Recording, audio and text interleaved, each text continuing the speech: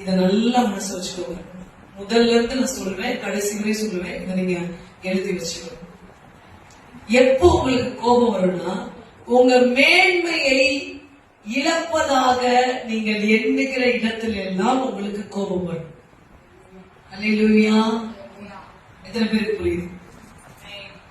உங்களை மேன்மையா வச்ச இடத்துல இருந்து உங்களை மேன்மையா எண்ணாம உங்களை தள்ளும் போது உங்களுக்கு என்ன வரும்? கோபம் வரும். இங்கே அப்படிதான் நடந்தது.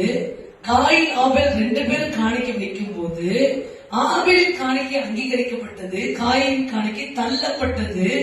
இவன் மூத்தவனாய் இருக்கிறான், இவன் மேன்மை இழந்து போகிறான். தன் சகோதரனுக்கு முன்பாக, தன்னுடைய குடும்பத்துக்கு முன்பாக மேன்மை இழந்து போகிறான், புறக்கணிக்கப்படுகிறான். தனக்கு இருக்க அந்த மேன்மையை அவன் இழந்து போகும் போது அவனுக்கு கோபம் உண்டாகிறது.